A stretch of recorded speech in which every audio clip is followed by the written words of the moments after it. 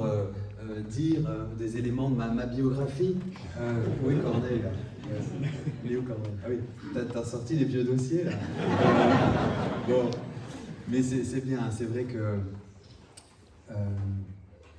oui, quand j'ai pensé à ce moment, il y a deux mots qui me sont venus, émerveillement et reconnaissance. Être émerveillé voilà, de la manière dont Dieu a agi, est intervenu dans ma vie, dans mon cœur, et a changé des tas de choses. Et c'est vrai qu'il y a eu des moments difficiles, voilà, moi c'était cette période-là, notamment. Mais il y avait aussi toute la vieille nature, tout plein de choses de la vieille nature, la vieille manière de vivre selon le monde. J'étais comme ça pendant longtemps, dont il a fallu se débarrasser. Et c'était beau de voir que Dieu agissait aussi voilà, de manière ciblée quoi, sur moi, quelque part, vraiment en me préparant et en me purifiant pendant plusieurs années, 6-7 ans, avant de concevoir d'aller à la fac de Théo et d'avoir cet appel. Donc il m'a bien accompagné, il m'a bien changé pour que je sois prêt pour les 5 ans d'études à la fac. Bon voilà, bon, il y en a qui ont fait des études ici, bien sûr, mais la fac de Théo, c'est quand même pas des études comme les autres. Et c'est vraiment, voilà, on a des défis chacun, moi j'avais les miens. Et pendant les études, c'est vrai que j'ai été éprouvé aussi dans bien des domaines. Et alors j'ai grandi en connaissance, bien sûr, mais le Seigneur là aussi, à travers les autres, voilà, parce on s'aiguise aussi auprès des autres, et les autres sont un peu un miroir dans lequel on se voit aussi.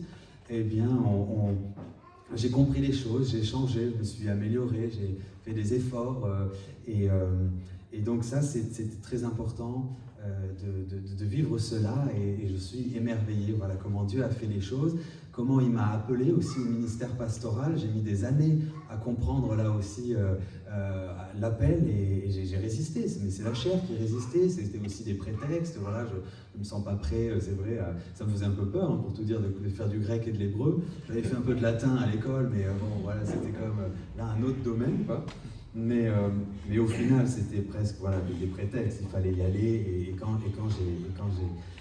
le Seigneur a bien fait tout cela, j'ai été prêt et émerveillé aussi de voir comment il a aplani le sentier à partir du moment où je répondais positivement, joyeusement, librement à cet appel qui a été, dans ma mémoire, là, juste en 2 mots, très puissant et en même temps fait dans la douceur, parce qu'il fallait que moi-même je dise oui en fait à cet appel, et j'ai pas été forcé en fait, alors c'est un peu paradoxal, j'étais comme au dos au mur, parce qu'il fallait que je savais qu'il fallait que je prenne une décision, et en même temps le Seigneur a été patient, il m'a laissé le temps et la sagesse de dire oui, vraiment de tout mon cœur, et après ça a été vraiment facile, et tout a été aplani à la fac.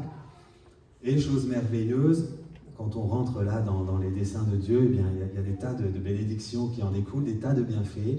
Et à la fac, en 2e année, qui je vois débarquer dans ma classe, on n'était pas très nombreux, hein, donc je ne pouvais pas la rater. Et il n'y a pas non plus trop de femmes à la fac de Théo, mais en tout cas, Adèle, celle qui est devenue, que vous avez vue à l'instant, et on s'est rencontrés là, c'était merveilleux, et on s'est mariés, on a 2 petites filles maintenant, Léa, 2 ans et demi, et vous ne l'avez pas vue, la deuxième qui a 3 mois, Héloïse qui est dans sa poussette, et mes beaux-parents sont là aussi. Donc c'est, voilà, émerveillé de ce Dieu bon et fidèle, et qui prévoit des tas de choses pour nous, et qui nous les montre, et qui nous les révèle, qui nous les donne en son temps, aussi quand nous, on est prêts aussi à recevoir. Et parfois il nous bouscule, mais il faut avancer, il faut y aller. Et c'était là toutes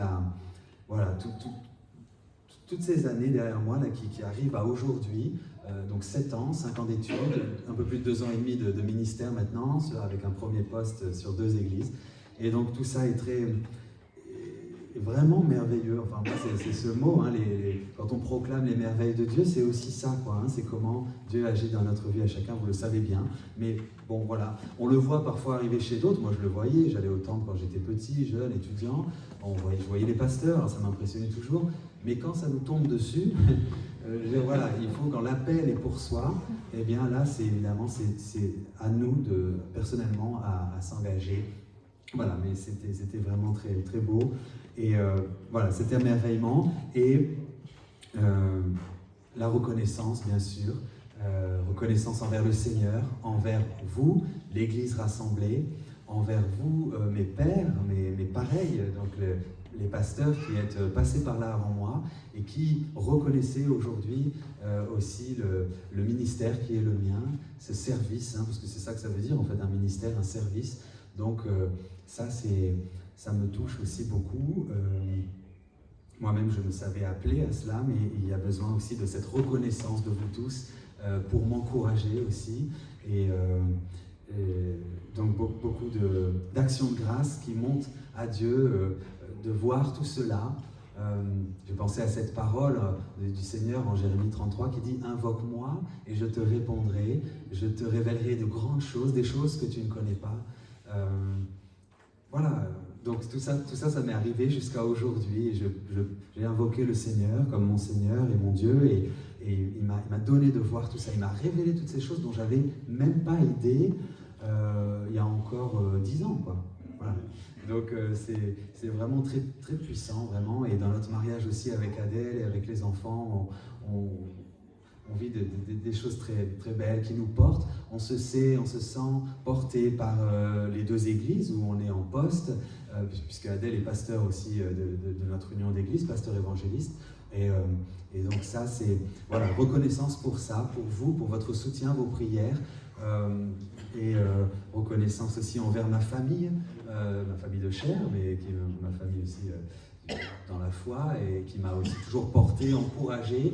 Ils avaient même vu ça avant moi chez moi, et ils attendaient que je fasse le pas. Bon, j'ai dit bon, on va réfléchir, mais bon, c'était beau aussi, c'était bien fait. Et voilà, j'ai ce verset qui me vient, qui a été le verset de notre mariage, et ça me raccroche encore aussi à tout ce qu'on vit avec Adèle. Mais c'était en Ecclésiaste 3, et cette parole qui dit « L'Éternel fait toutes choses belles ou bonnes en son temps ». Voilà. Et là, aujourd'hui, on arrive à ce moment qui est beau, qui convient, qui est juste. Et merci beaucoup, vraiment, de tout mon cœur, pour votre présence, pour votre soutien. Et merci à Dieu qui fait toutes choses belles pour nous, pour moi, aujourd'hui. Et je veux m'engager justement à être un berger et à me faire tout à tous, comme disait l'apôtre Paul. Merci. Merci.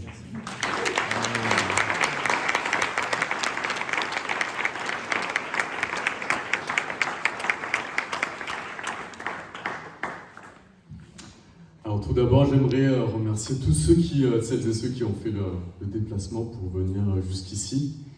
Je suis vraiment très reconnaissant. Pareil, voilà, j'aimerais exprimer ma reconnaissance envers beaucoup de monde, à commencer par mes parents, parce que biologiquement, sinon je ne serais pas là. Je veux les remercier parce qu'ils m'ont transmis la foi, ils ont persévéré. Il y a une seule chose que je regrette qui m'est transmis, c'est la calvitie de mon père.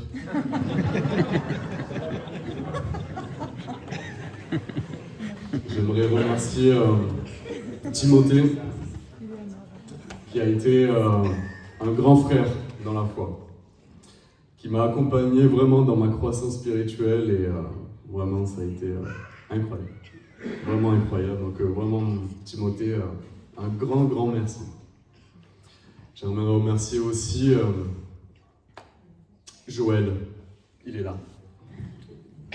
Parce que je pense que tu es la personne qui m'a le plus influencé dans mon engagement dans la jeunesse. Et ça va continuer. J'aimerais remercier aussi Stéphane. Où est Stéphane? Pour tout le temps passé au stage pastoral, en fait.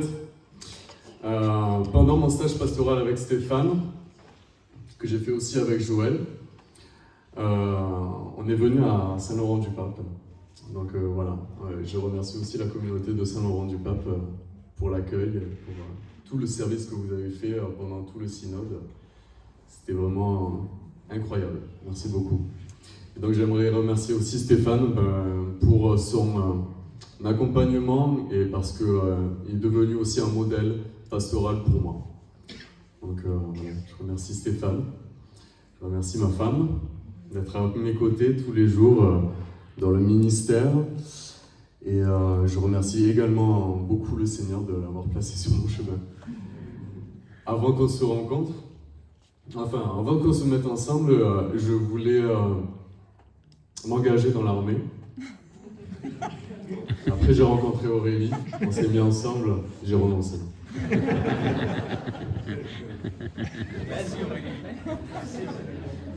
J'aimerais remercier aussi Fanny, qui est une conseillère incroyable, et j'aimerais que toutes les églises puissent avoir une Fanny dans le conseil, dans l'église, qui est vraiment une personne qui a un don d'encouragement énorme. C'est une grande sœur. Et j'aimerais remercier aussi Rert, qui en fait a été le prof accompagnant durant mes études, avec qui on s'est liés d'amitié, et je te remercie beaucoup d'être présent aujourd'hui. Timothée, tu as dit que j'étais un idéaliste. Mais moi aussi, ça va. Ah voilà, ça va alors. Alors en fait, j'ai un rêve que j'aimerais vous partager.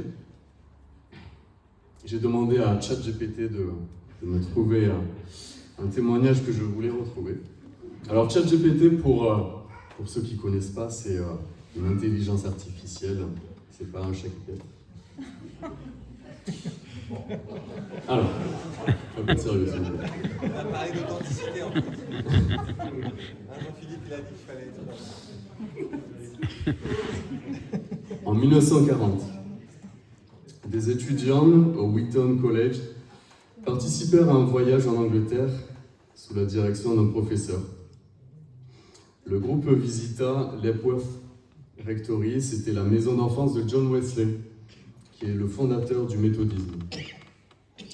Dans la chambre de Wesley, les étudiants remarquèrent 2 empreintes usées sur le tapis, à côté du lit, là où Wesley aurait prié à genoux pendant des heures pour un réveil spirituel en Angleterre, ce qui s'est produit. À la fin de la visite, alors que les étudiants remontaient dans le bus, le professeur remarqua qu'un étudiant manquait à l'appel. En retournant dans la chambre, ils retrouvèrent l'étudiant agenouillé sur les empreintes en priant avec ferveur « Seigneur, fais-le encore, fais-le encore ».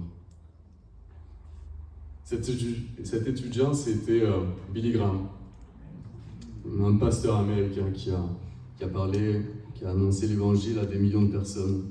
« Seigneur, fais-le encore ». C'est ma prière pour mon propre cœur, c'est ma prière pour notre église locale, c'est ma prière pour notre union, et c'est ma prière pour notre pays. Seigneur, fais-le encore.